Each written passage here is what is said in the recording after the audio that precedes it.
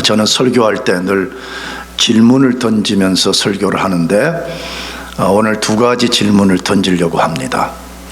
자연인이, 이 자연인은 예수님을 믿지 않는 사람을 말하는 것입니다. 자연인이 하나님으로부터 구원을 받는 데 있어서 인간의 역할은 무엇일까요? 두 번째 질문은 어떤 사람이 예수님을 자신의 구주로 믿고 구원을 받으면 중간에 구원을 잃을 수 있습니까? 이 질문에 대해서 여러분 답해 보시기 바랍니다. 첫 번째 질문에 대해서는 어떤 사람들은 구원을 받는 데 있어서 인간의 역할 혹은 공로가 어느 정도 있다고 주장을 합니다. 이것을 신학 용어로는 신인협동설이라 그렇게 말합니다. 하나님이 우리 구원에서 일부분 역사하시고 또 인간이 어느 정도 어떤 일을 해야 된다라고 말하는 것입니다. 그러나 어떤 사람들은 반대로 인간의 역할 혹은 공로는 전혀 없고 하나님이 홀로 인간을 구원하신다라고 말합니다. 이것을 신학 용어로는 단독설이라 그렇게 부릅니다. 하나님 홀로 인간의 구원을 주관하신다 그 말입니다. 두 번째 질문에 대해서는 어떤 사람들은 구원을 받은 후에도 구원을 잃을 수 있다라고 말합니다. 그러나 반대로 어떤 사람들은 절대로 구원을 잃을 수 없다라고 주장을 합니다. 자, 그렇다면 왜 동일한 성경을 근거로 다 말한다고 주장을 하는데 서로 다른 이론을 주장하냐 이 말이에요. 어떤 사람은 구원받는데 신인협동설이라고 주장을 하고 어떤 사람은 하나님만이 홀로 하시는 단독사역이라고 주장을 하냐 이 말입니다. 이유는 무엇일까요? 우리가 자주 다루었지만 가장 근본적인 이유는 성경 해석의 문제입니다. 똑같은 텍스트를 두고 어떻게 해석하느냐 하는 것이 서로 다른 이론을 만들어내는 것입니다. 나가서 가장 중요한 이유 중에 또 하나는 인간의 자유의지에 대한 서로 다른 이해 때문에 그렇습니다. 인간의 공로가 있다라고 말하는 사람들은 우리가 자유의지가 있지 않느냐, 그러므로 이 자유의지를 갖고 우리도 뭔가 할 수 있다라고 주장을 하는 것이에요. 반대로 그렇지 않다고 여기는 사람들은 인간의 자유의지는 죄로 타락해버렸기 때문에 그 자유의지를 갖고는 하나님을 선택하거나 믿을 수 없다라고 주장하기 때문에 그런 이론들이 발생하는 거예요. 그러므로 우리 자신을 포함한 교회의 가장 중요한 사역은 성경을 바르게 해석하는 데 있습니다. 다들 교회는 나름대로 가장 중요한 사역이 이거다라고 각 교회들이 슬로건을 걸고 있어요. 그렇지 않아요? 우리는 뭐 선교다, 뭐 이웃돕기다, 뭐 온갖 슬로건들이 있습니다. 다 중요한 것들입니다. 그러나 제가 이해한 바로는 교회의 가장 중요한 본질된 사역은 뭐냐? 하나님의 계시의 말씀인 성경을 우리가 올바르게 해석하고 올바르게 해석된 것을 우리 믿음의 내용으로 삼고 우리가 그것을 믿고 그 말씀에 순종하는 것이에요. 이걸 다른 말로 하게 되면 모든 그리스도인들은 신학자가 되어야 된다는 거예요. 우리는 보통 신학자가 된다 그러면 신학교를 나온 사람이나 교수 같은 사람들만을 말합니다. 절대로 그렇지 않습니다. 그래서 우리 개혁파 교회의 조상들인 청교도들과 특별히 청교도에서 파생되어 나온 그 전에 개혁파의 선조들은 늘 강조하는 내용이 뭐냐? 모든 그리스도인은 신학자가 된다는 거예요. 다시 말하면 스스로 성경을 읽고 해석하고 성경 속에 숨겨져 있는 비밀을 자기가 잘 발견해내고 그것을 자기 믿음의 내용으로 삼고 그 말씀을 자기 영혼의 다추로 삼고 그 말씀을 자기 영혼의 양식으로 삼을 줄 알아야 된다, 그 말인 것이에요. 오늘 본문에서 앞에 던진 두 질문에 대해서 아주 명료한 대답을 해 주십니다. 오늘 본문은 베드로 사도가 성령의 감동으로 기록한 말씀을 마무리하면서 권면 혹은 축도 혹은 축복하는 내용을 다룬 것입니다. 그런데 이 짧은 말씀 속에 사실은 엄청난 이야기를 담고 있는 거예요. 우리 모두는 성경에 대한 피상성을 갖고 성경이 무엇을 말하는지 별로 관심도 없습니다. 그러나 하나님은 자신의 그 거대한 비밀을 압축을 시켜가지고 우리 독자들로 하여금 읽게 만들기 때문에 이 속에 압축된 말씀의 비밀이 무엇인가를 우리가 알아내는 것이 굉장히 중요합니다. 나는 그렇게 이해하고 이것보다 중요한 일은 교회에 없다는 거예요. 그런데 오늘 사도 베드로가 이 말씀 속에서 먼저 우리 인간의 구원은 누가 주장하는가를 알려줘요. 사람들이 말하는 것처럼 하나님이 절반하고 인간이 50%를 감당하는가, 거기에 대해서 명료하게 말씀해 주시는데 대답은 뭐죠? 우리 구원은 하나님이 홀로 주관하신다는 것입니다. 우리 구원은 누가 주장하신다고요? 하나님이 홀로 이 일을 주관하신다라고 말씀을 하면서 더불어서 하나님이 어떤 사람을 구원해내면 그 사람의 구원은 절대 보장이 된다. 다시 말하면 중간에 구원을 잃어버리거나 그런 일은 없다는 거예요. 내가 자주 우리 교인들에게 말씀드렸어요. 만일 어떤 사람이 진짜로 구원을 받았는데 중간에 진짜로 또 구원을 잃어버렸다, 그런 건 있을 수가 없다는 거예요. 그런 사람은 처음부터 구원받은 사람이 아닌 겁니다. 구원은 받았다가 잃어버렸다가 다시 찾고 잃어버렸다, 그렇게 하는 것이 아닙니다. 내가 새생명 때도 말씀드렸잖아요. 우리가 허접이라는 표현을 이해하고 들어주세요. 하나님과 비교 때문에 그걸 쓰는 건데, 아니 허접한 육체의 부모 자녀 관계가 되어도 자녀가 무슨 사고 친다고 호적에서 파거나 신분을 잃어버리거나 그런 거 없지 않아요. 아니 그렇다면 우리 구원을 디자인하시고 진행하시는 그 하나님에 의해서 우리가 구원을 받는데 중간에 구원을 받았다가 잃어버려, 그런 건 있을 수가 없다 이 말이에요. 그 사람은 처음부터 구원을 받지 않았든지 아니면 구원을 받았지만 죄의 유혹 때문에 하나님의 백성된 삶을 살지 않고 방종과 타락과 거짓과 어둠과 죄에 지배된 삶을 살고 있는 거죠. 나가서 베드로 사도가 오늘 본문에서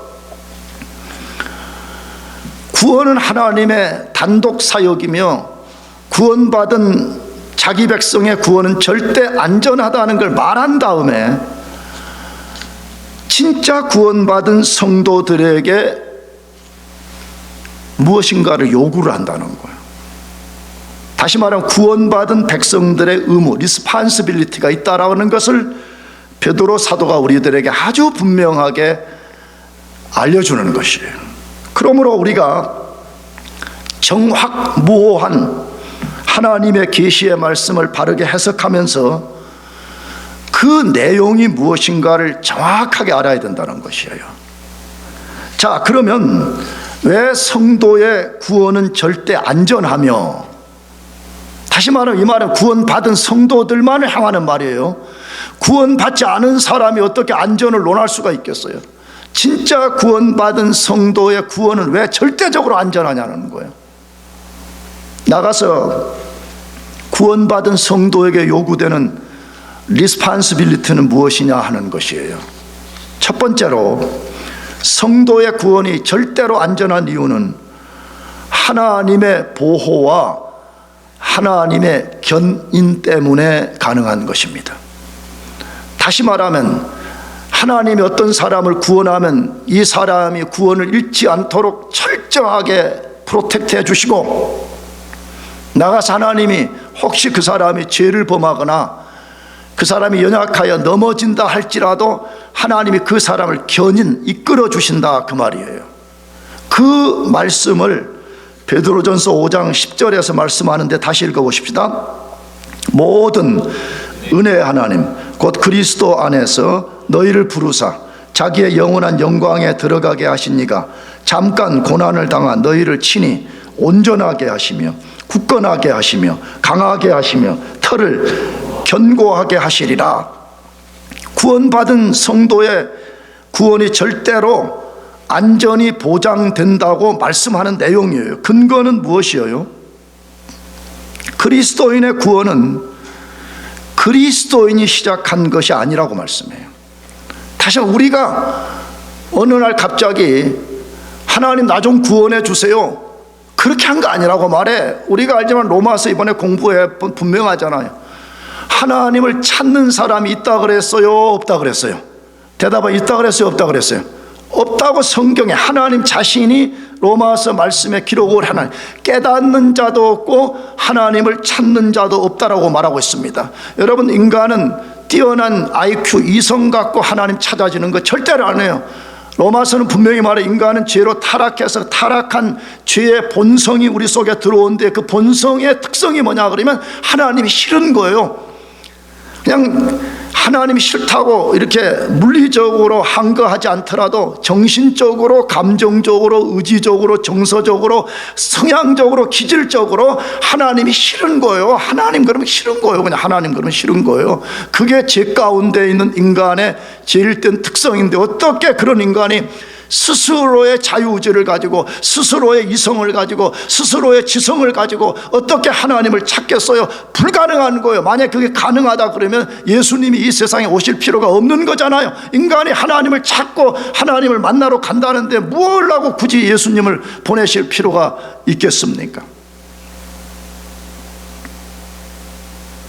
인간의 구원은 하나님이 홀로 시작했고 홀로 진행하고 홀로 완성시키기 때문에 구원받은 성도의 구원은 절대 잃어버리지 않는다고 말해요.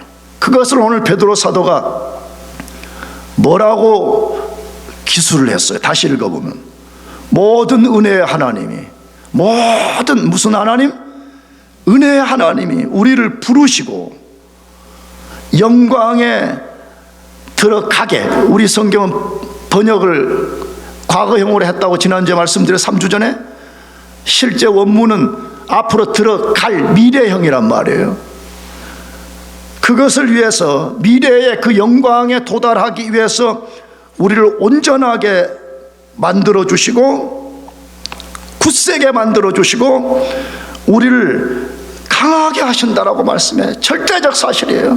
다시, 허접한 인간 부모도 자기가 낳은 자녀, 자기가 낳은 딸, 자기가 양육한 자녀들이 잘 되기를 원하고 얼마나 물심양면으로 돕고 얼마나 애착을 갖고 얼마나 프로텍트를 하는지 우리는 알고 있잖아요. 그렇다면 그 허접한 인간과 비교할 수 없는 완전하신 하나님, 전능하신 하나님, 우리의 모든 것을 꿰뚫어 보시는 그 하나님께서 우리를 부르시고 그냥 던져내버린다, 있을 수가 없다 이 말이에요. 하나님이 우리 구원에 대한 거대한 디자인을 하신 후에 우리를 불러내시고 우리를 지키시고 끝끝내 우리를 영광의 나라로 들어가게 해주신다라고 말하는 것이에요. 다시 말하면 이 과정을 다시 베드로 사도의 말씀을 요약하면, 첫째, 우리를 구원으로 불러주세요. 우리 구원을 잃어버리지 않도록 견인해줘요. 그리고 끝내 우리를 하나님의 궁극적 목적이 되는 영광의 세계로 들어가게 해주신다는 것이에요. 이게 복음인 거예요. 이게 하나님이 하시는 일이라고 말씀해. 그런데 바울 사도도 똑같은 원리와 똑같은 과정을 말씀했다는 거예요. 그것이 로마서 8장 29절에서 30절인데 읽어보겠습니다. 하나님이 미리 아신 자들을 또한 그 아들의 형상을 본받게 하기 위하여 미리 정하셨으니 이는 그로 많은 형제 중에서 맏아들이 되게 하려 하심이니라. 또 미리 정하신 그들을 또한 부르시고 부르신 그들을 또한 의롭다 하시고 의롭다 하신 그들을 또한 영화롭게 하셨느니라. 우리 기독교 안에서 매우 중요한 말씀인 거지, 그렇죠? 근데 이 말씀을 보게 되면 바울 사도는 하나님이 우리를 구원해 가시는 과정을 베드로 사도보다 더 정교하게, 베드로 사도는 3개로 압축을 했다면 바울 사도는 5개로 이것을 확대해서 우리들에게 알려주는 말씀이죠. 그 과정이 뭐라고요? 다시 미리 아신 자들을 미리 정하신다. 미리 예정하신다. 미리 예정한 사람들을 콜링, 불러내신다. 구원으로 불러낸 사람을 의롭다고 만들어주고 의롭다고 하신 사람들을 끝내 영화롭게 만든다라고 되어 있습니다. 자, 그런데 교회 안에 가장 많은 문제를 야기하는 단어가 뭐냐면 미리 아신 자들, 그러니까 하나님 미리 어떤 사람을 알았다 이 말이죠. 이 말이 도대체 무엇이냐는 거예요. 그래서 자유주의자들은 이 미리 알았다는 말은 하나님이 만물을 창조하기 영원의 시간 속에서 앞으로 구원할 사람을 정하시는데 그 중에 이 친구는 앞으로 역사가 전개될 때에 예수를 믿을 것이라는 걸 미리 알고 선택을 해줬다 이 말이에요. 이걸 신학용어로는 예지예정이라 그렇게 말한다 이 말이에요. 다른 말로 하게 되면 그가 앞으로 예수를 믿고 좀 착하고 선한 것을 조건으로 하나님이 아시고 구원하기로 예정했다 그렇게 말한다 이 말이에요. 자, 그런데 진짜 성경이 그렇게 말하냐는 거예요. 거짓말이에요. 여러분, 그렇다면 인간의 구원은 하나님의 공로도 아니고 하나님의 단독 사역도 아닌 것입니다. 왜 그렇죠? 인간이 어떤 공로를 어느 정도 쌓는 걸 조건으로 구원해 준 거기 때문에 그렇다 이 말이에요. 인간은 그렇게 할 수 없는 존재라고 성경이 못 박아서 말합니다. 모든 사람이 죄를 범하였음에 하나님의 영광에 이르지 못하더니라고 말하는데 도대체 얼마만큼 공로를 쌓아야만이 하나님이 그걸 50%로 받을 수가 있는 거예요. 다 그런 것들은 인간의 이성으로 하나님을 제한하고 인간의 이성으로 하나님의 계시를 조롱하고 파괴하려고 그런 말을 만들어내는 것이 아닙니까? 여기 미리 알았다는 말은 내가 그냥 꾸며낸 말이 아니에요. 여러분, 항상 여러분들이 전공하는 공부도 해석이 굉장히 중요한 거잖아. 케미스트리든 바이올로지든 비즈니스든 얼마나 그 텍스트를 해석할 거냐가 중요하잖아요. 그러면 내가 해석하는 게 진짜 맞는지 안 맞는지를 우리를 검산해야 돼. 검증해야 되잖아요. 그러면 성경도 똑같은 원리예요. 미리 알았다는 말을 다른 성경에서는 뭐라고 사용하느냐를 우리가 정말 검증해야 된다 이 말이에요. 근데 그게 너무 시간 가니까 다룰 수는 없고 결론부터 말하면 미리 알았다는 말은 하나님이 창세전에 주권적 은혜로 사랑했다는 말이에요. 뭐 했다고요?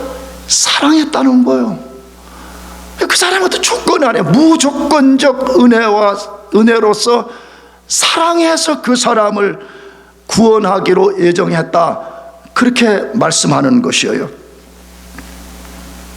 놀라운 이야기죠.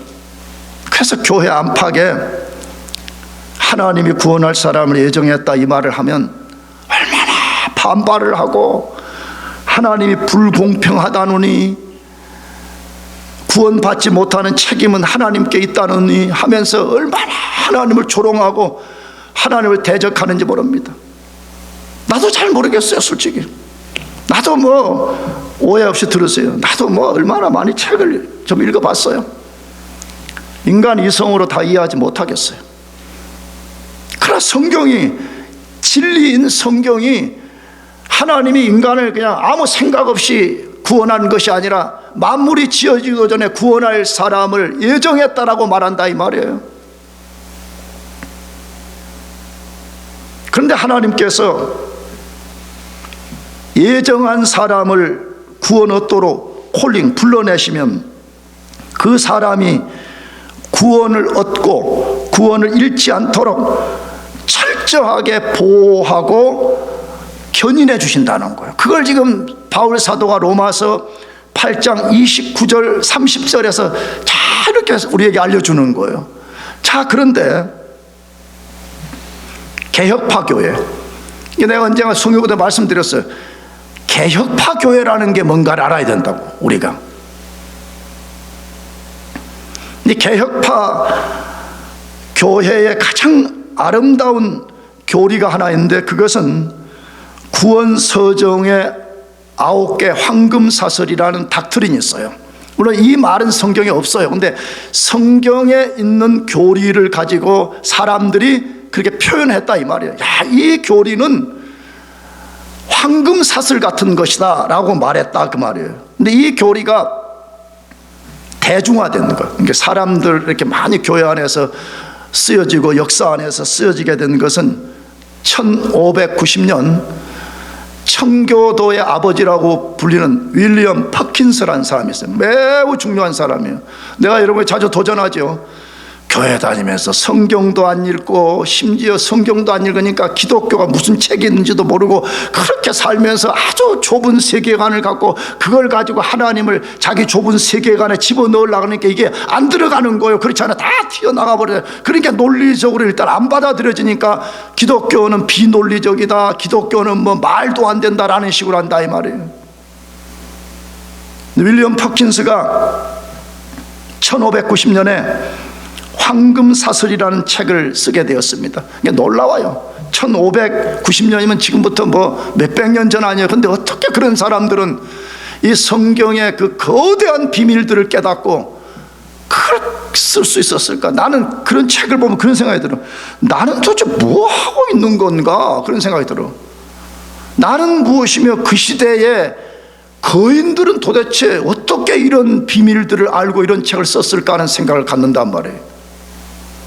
그런데 그가 황금사슬이라는 책을 쓰는 걸 통해 가지고 이게 이제 교회에 대중화되는 거죠. 황금사슬. 그 황금사슬 9개를 소개해 드리려고 그래요. 근데 내가 여기 소개한 거는 가로 열고 예정부터 썼는데, 황금사슬은 부르심부터 시작이 돼요. 근데 아까 말씀드렸죠. 하나님이 어떤 사람을 구원으로 콜링할 때는 아무나 하는 게 아니에요. 예정된 사람을 콜링하기 때문에 예정부터 소개를 해드리려고 그래요. 첫째, 하나님이 어떤 사람을 예정해. 그 다음 사슬이 뭐라고요? 그 사람을 하나님이 불러요. 부르심의 방식은 뭐라고요? 여러분처럼 이렇게 복음을 듣게 만드는 거예요. 근데 복음을 듣는다고 다 구원받는 거 아니에요. 유효적 부르심을 받아야 돼요. 이펙티브 콜링을 받아야 된다 이 말이에요. 그때 이펙티브를 주시는 분이 누구냐? 성령님이에요. 성령님이 그 사람 속에 역사를 만들어서 그 콜링된 복음이 자기 것이 되게 만드는 거예요. 그래서 우리가 예수를 믿게 되는 거예요. 할렐루야. 그런 거잖아요. 여러분 중에 하나님을 본 사람이 있습니까? 여러분 중에 예수님을 본 사람이 있습니까? 거짓말이에요. 봤다 그러면 나도 하나님을 본 적도 없고 예수님을 물리적으로 본 적도 없습니다. 나는 23살 전까지 하나님이 매우 싫었고 예수님이 매우 비겁한 인간으로 생각했습니다. 어느 날 하나님이 복음을 듣게 만들어 주시고 그 파편 같은 복음이 내 속에 들어왔을 때 그 복음을 성령님이 강력한 다이너마이트가 되게 만들어 주셔서 내 세계관과 가치관과 존재와 지금까지 행해왔던 모든 것이 거짓이라는 걸 깨닫고 돌아서서 내가 그토록 미워했고 그토록 비아냥거렸고 그토록 저주했던 예수 그리스도를 나의 세이비어요 나의 로드로 믿는 대변혁이 일어나게 된 것입니다. 그럼 하나님이 어떤 사람을 부르실 때 그 다음 논리적 순서는 뭐냐? 중생이 일어나는 것입니다. 리제너레이션, 본어게인 진짜 일어나는 거예요. 여러분 제발 부탁해요. 내가 여러분에게 이렇게 호소를 하면 내가 여러분이 뭐 돈 끄집어 가지고 사기치려고 이런 말 하는 거 아니잖아요. 여러분의 영혼이 너무나 불쌍하기 때문에 그런 거예요. 이 세상은 수억, 수십억의 사람이 살고 있지만 하나님의 관점에서는 딱 두 종류만 살고 있어요.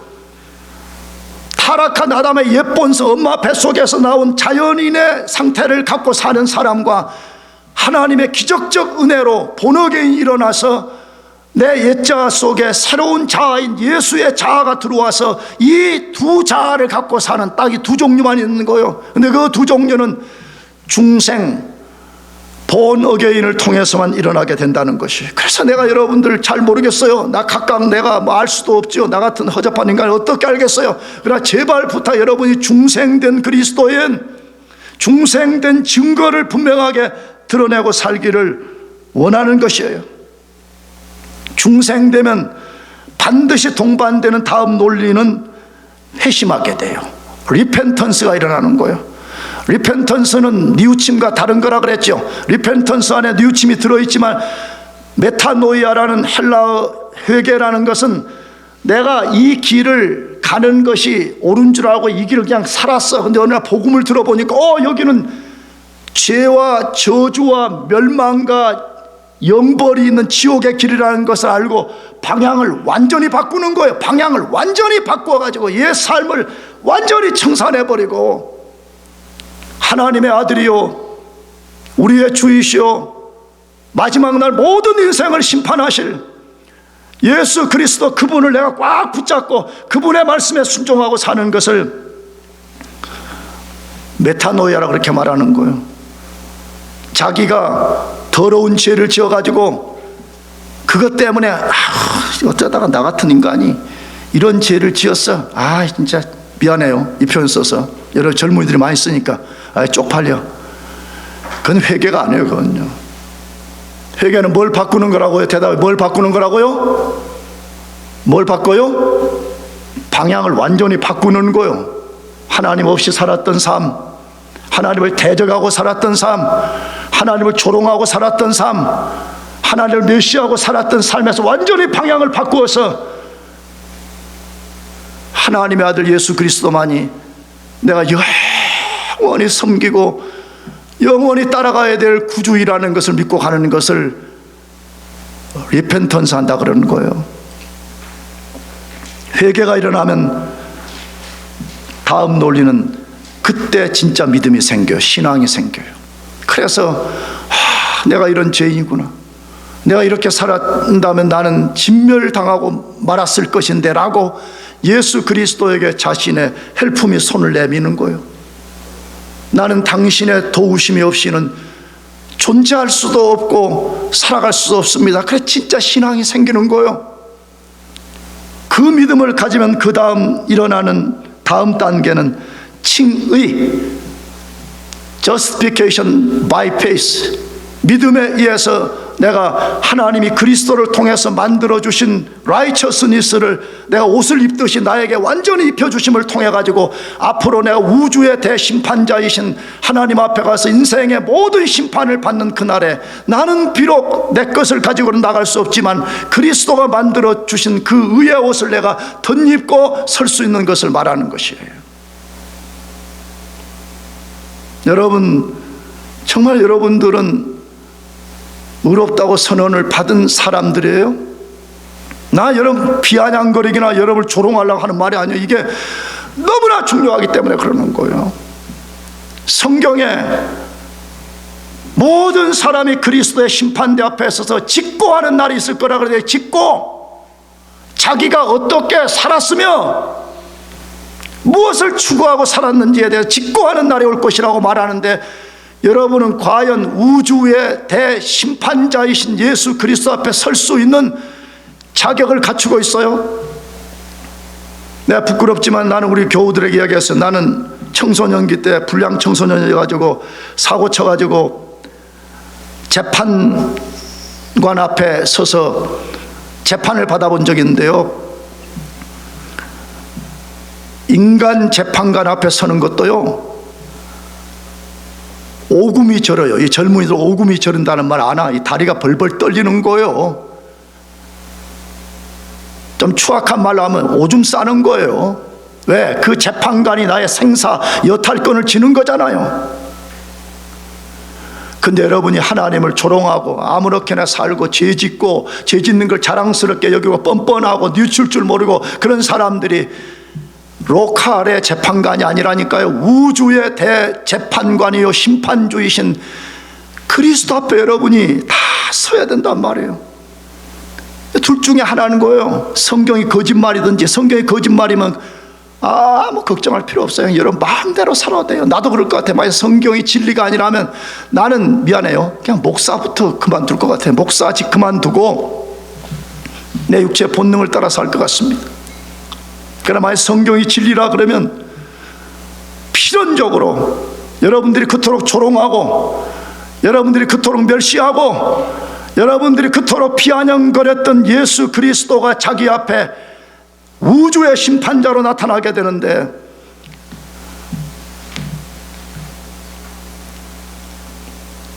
justification by faith, 그가 만들어준 의의 옷을 입지 않다면 아무도 설 수가 없는 것입니다. 근데 우리가 예수 그리스도를 믿는 순간에 그분이 우리를 의롭다고 법정 선언해 주시는 거예요. 우리는 그걸 가지고 우주의 심판자 앞에 설 수 있는 오퍼튜니티를 갖게 되는 거예요. 의롭게 되면 그 다음 논리는 양자가 되는 거예요. 어답션이 되는 거예요. 원래 하나님은 자기 아들이 예수님밖에 없었어요. 우리는 원래 하나님의 자녀가 아니에요. 아들이 아니에요. 딸도 아니에요. 우리는 원수들이었어요. 우리는 하나님의 진노 아래에 있는 인간들이었어요. 우리는 이 상태로 살면 그냥 필연적으로 지옥에 갈 수밖에 없는 존재들이었어요. 예수의 의로움을 우리가 옷 입는 순간에 하나님이 상상할 수 없는 자비를 베풀어서 우리를 하나님의 자녀들로 어답션을 해준 거예요. 그러니까 예수 믿고 사는 게 얼마나 좋은지를 여러분 깨닫기를 예수의 이름으로 축원합니다. 다시, 하나님의 자녀로 어답션이 안 되면 여러분은 여러분 스스로의 유한한 자원을 갖고 살든지, 아니면 미안하지만 나쁜 뜻으로 말하는 거 아니에요, 비교 때문에 허접한 부모들 의존하고 살다가 인생을 말아야 돼. 근데 우리가 하나님의 자녀가 되면 그때부터 어떻게 돼요? 영원하시고 전능하시고 무한하시고 완전하신 그 하나님의 자녀가 되어서 그 하나님의 공급 속에 살아가고, 내가 말했잖아요, 하나님 나라의 냉장고를 우리가 마음껏 열고 그 하나님이 예비한 것들을 우리가 누리고 살게 된다, 이 말이에요. 양자가 되면 그 다음에 하나님 반드시 우리를 성화시켜가요. sanctification. 칭의는 법정적으로 의롭다고 한 거지, 실제로 우리가 아직은 존재론적으로는 의로워진 게 아니잖아요. 근데 하나님이 실제로 이제 우리 속에 죄를 뿌리 뽑아내고 죄로 상처 투성인 존재를 바꾸고 죄 때문에 완전히 뒤틀려져 있는 세계관을 갖고 사는 사람들을 하나씩 바꾸어서 땅에 적합한 사람이 아니에요. 땅에 적합한 사람, 하늘에 적합한 사람을 만들어서 때가 되면 하나님이 우리를 그것으로 인도하시겠다는 거예요. 얼마나 좋아요. 나는 여러분에게 담대하게 도전할 수 있어요. 여러분 땅에 사는 사람으로 살다가 생애를 마치고 싶으면 그렇게 살아요. 땅에 사는 사람으로 살면 창세기 2장 3장에서 말했더니 너는 흙에서 왔으니 흙으로 돌아가라는 말씀이잖아요. 흙으로 인간이 돌아가서 존재가 끝나버리지 않는 유일한 방법은 예수 그리스도를 구주로 믿고 그의 의로움을 덧입고 하나님의 양자가 되면 우리는 더 이상 땅의 사람이 아닌 거예요. 이제는 언젠가 우리는 하늘의 사람들로 부름을 받게 될 것이라고 말씀하는 것이에요. 나가서 하나님 반드시 견인해 준다고 말해요. 우리가 하나님 말씀 붙잡고 순종하고 피를 흘리면서까지 죄와 싸우면 승리할 수 있는데, 죄와 타협해버리고 거룩의 긴장을 못 이겨내는 거예요. 그리스도의 내가 보기에는 거룩이라는 칼날 위를 걷는 거예요, 날마다요. 칼날 위를 걸으려면 어떻게 해야 돼요? 그런 죄를 배척하고 성령을 의지하고 균형을 잡아야 되는데 그 긴장이 싫으니까 그냥 죄의 모든 방파제를 열어줘 버리는 거예요. 그냥 넘어져 버리는 거예요. 근데 감사하게도 하나님이 그런 우리를 버리지 아니하시고 견인, 자동차가 도로에서 사고가 나면 견인차가 와서 끌고 가듯이 우리를 다시 견인해서 죄로 더럽혀진 우리 존재를 그의 피로 씻어내고 다시 성령 충만하게 만들어서 하나님이 의도한 목적지까지 우리를 데려가신다라고 말하는 거예요. 그리고 최종적 목적지가 영화, 글로리피케이션 되는 거예요. 내가 언제가 말씀드렸어. 여러분, 만일에 우리가, 이건 내 논리적 상상인데, 아무리 천국이 좋은 것이라 그래도 말이에요. 예를 들어서 우리 교우들이 여기 많이 계시는데 다 영화되었어, 글로리피케이션 되었어. 근데 장부안이라는 인간 하나만 천국에 들어가긴 들어갔는데 성화가 안 이루어져 가지고, 호세아서 말대로하면 타다만 전병, 타다만 부침개처럼 돼가지고 부침개가 앞 뒤로 잘 노릇노릇하게 익어야 되는 것처럼 이게 돼야 되는데 한쪽만 시커멓게 타고 한쪽은 생 밀가루가 있는 것처럼 그런 존재가 돼가지고 장부하녀인가 천국에 들어간다. 나는 난 논리인데 이건 안 믿어도 돼. 내가 논리를 편 거야, 상상으로. 나는 천국에 못 있을 것 같아요. 왜냐 그러면 다들 글로리피케이션 되어가지고 성화되어서 글로리피케이션 돼서 하나님께 영광을 돌리는데 나 혼자 강도 같은 인간.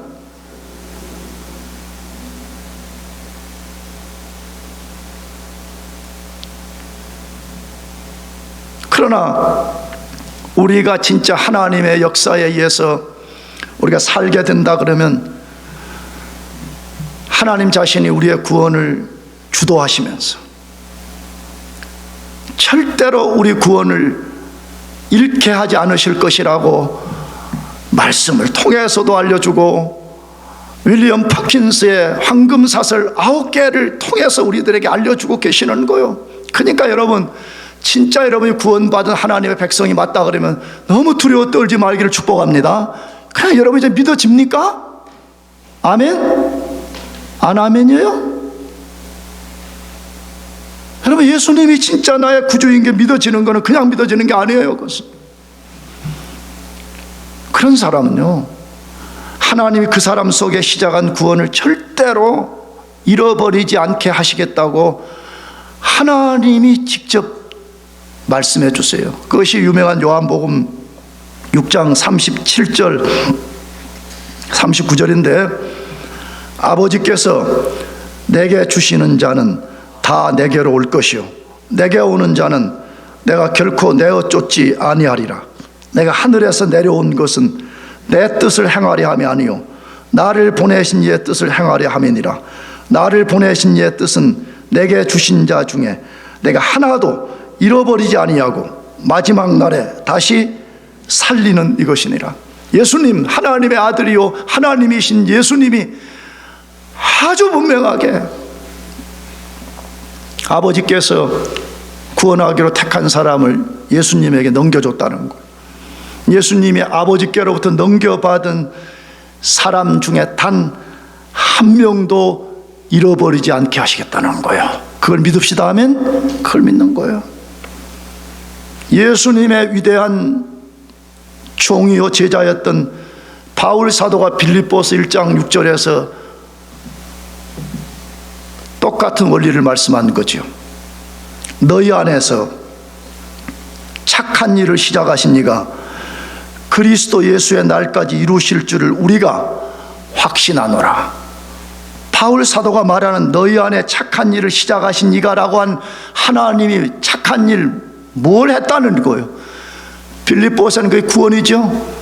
우리는 죄와 허물로 죽어서 구원이 뭔지도 모르고 하나님이 있는지 없는지도 모르고 하나님이 어떤 분인지도 모른 채 사망의 길을 걸어가고 있을 때 하나님 그분이 우리 속에 탱크처럼 밀고 들어오셔서 우리 안에 구원이라는 가장 착하고 위대한 일을 만드시고 그 일을 그리스도 재림날까지 완성을 시켜줄 것을 바울이 우리들에게 말씀하고 있는 것이에요. 이게 그리스도인들인 거예요. 그러니까 그리스도인들은 죽음이 두렵지 않는 거예요.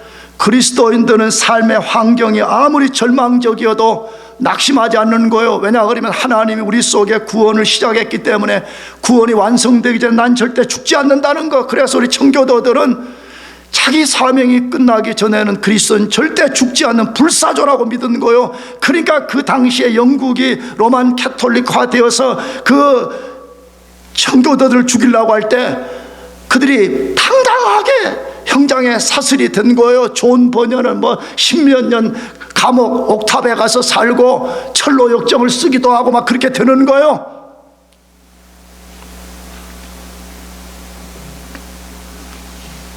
두 번째,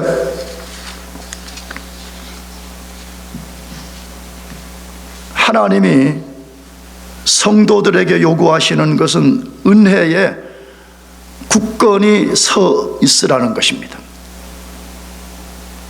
구원은 하나님이 홀로 주관을 하신다는 거예요. 그러면 우리는 뭐 해야 되냐 이 말이에요. 구원받은 우리 뭐 해야 되냐 이 말이에요.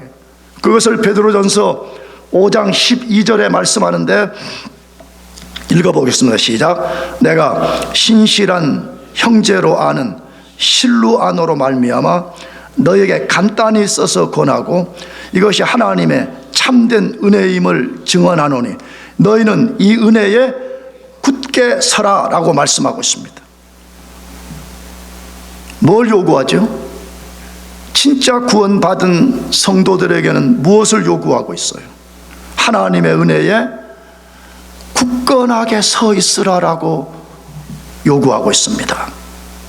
우리가 이것이 무엇인지를 다루기 전에 다시 한 번 더 제가 앞에 말씀드렸던 것을 환기시켜 주려고 그래요. 우리 인간이 구원받는 것은 우리의 조건과 공로는 단 1도 없습니다. 오직 하나님의 주권적 은혜와 사랑 때문에 우리가 구원을 받게 되는 것입니다. 혹시 여러분 중에 저 설교를 들으면서 속으로 아니 그래도 우리가 뭐 믿으려면 내가 믿기로 뭐 선택도 하고 그 선택에 근거해서 내가 믿게 되는 것인데 왜 우리의 공로는 없고 하나님의 단독 사역이라고 말하지요? 난 잘 이해가 안 되는데 이렇게 마음속에 질문하실 분들이 있다는 걸 제가 너무 잘 알고 있습니다. 자, 그럼 왜 우리의 조건과 공로는 1도 없다고 제가 말하는 것이에요? 에베소서 2장 8절에 우리의 믿음까지도 하나님의 선물이라고 되어 있습니다. 우리의 믿음까지도 누구 선물이라고요? 하나님의 선물로 우리에게 온 것이에요. 그렇게 믿음이 잘 안 생기는 거예요. 하나님 선물을 안 주시면요. 근데 여러분, 내가 누군가 나한테 선물을 줬어. 우리 저 가은이가, 사랑하는 가은이가, 목사님 선물을 주기 바란다. 선물을 줬어.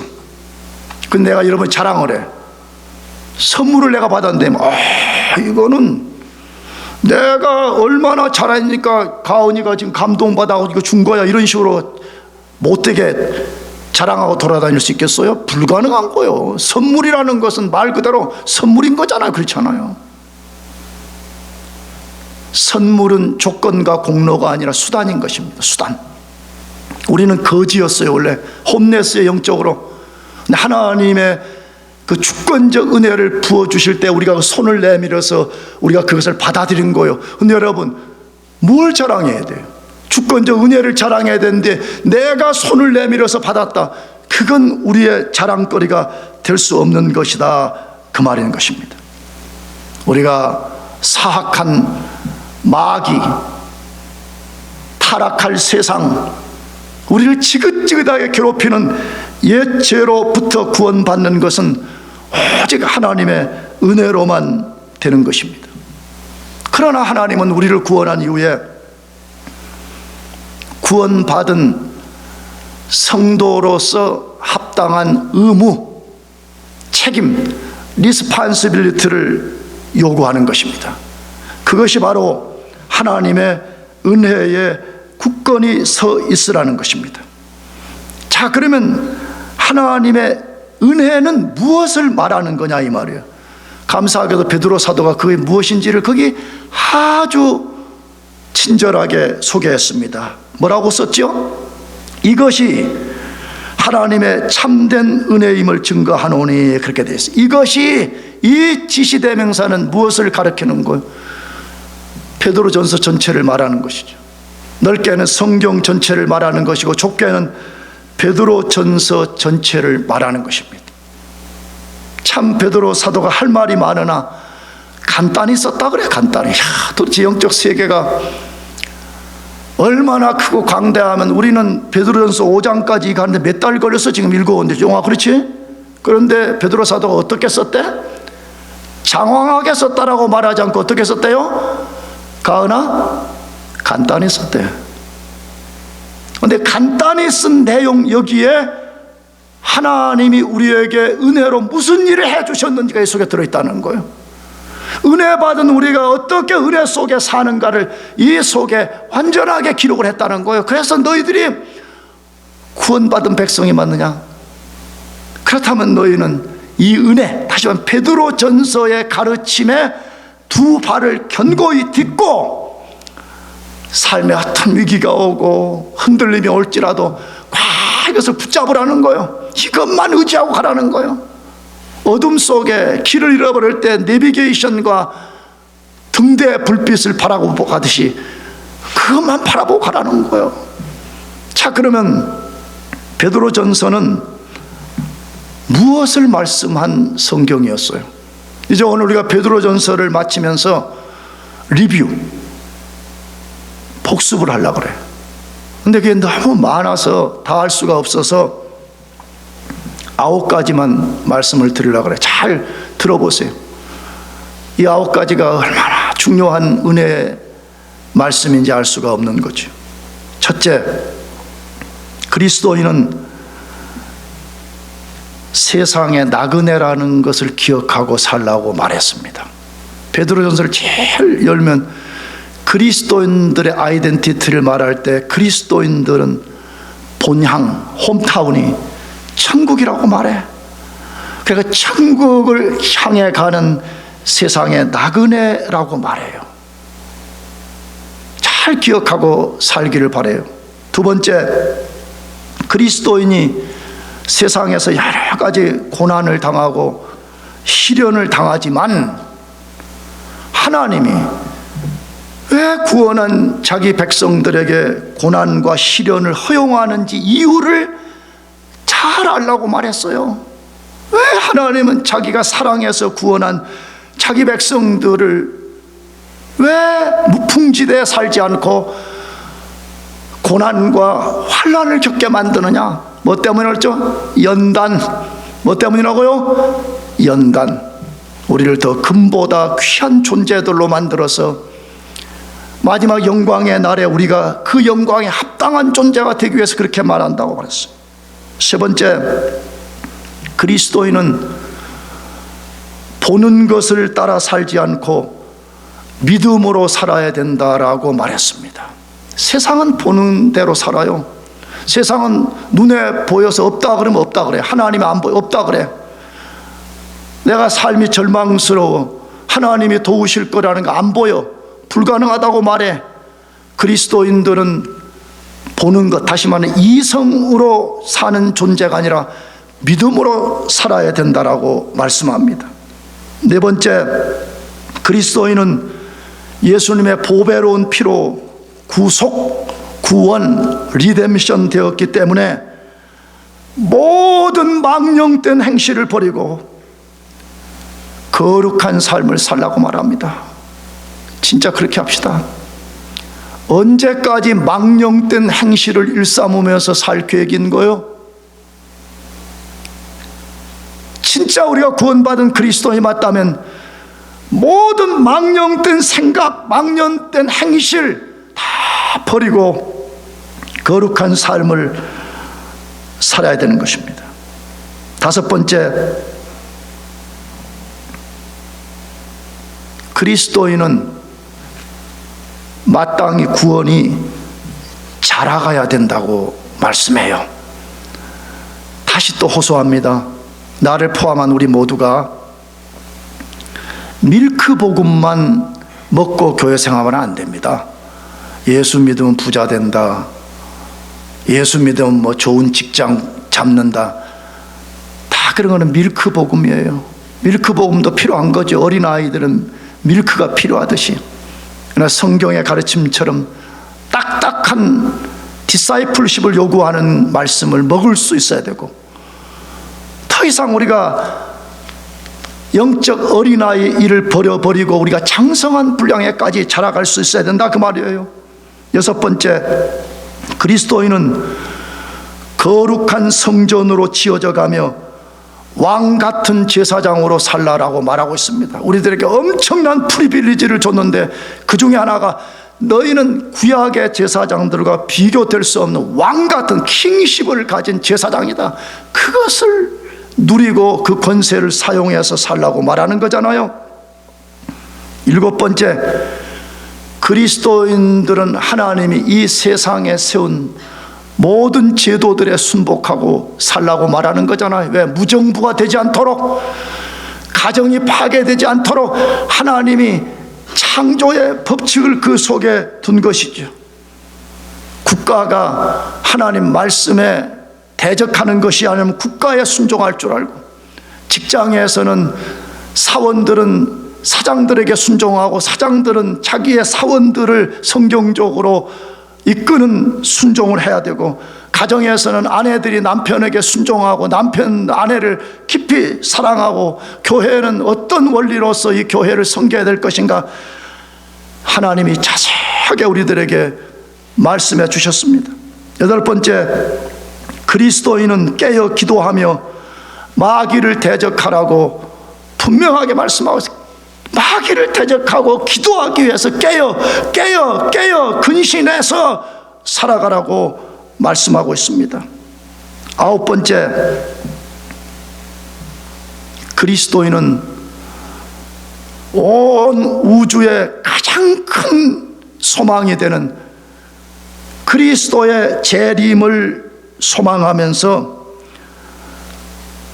정욕, 에피두미아, 아주 못된 더러운 성향, 욕심들을 완전히 버리고 죽이고 그리스도의 재림을 갈망하면서 살아가라고 말합니다.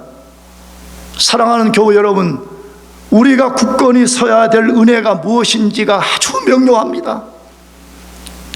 구원받지 않은 분들이 계신다면 더 늦기 전에 예수 그리스도를 여러분의 구주로 믿으시기를 축복합니다.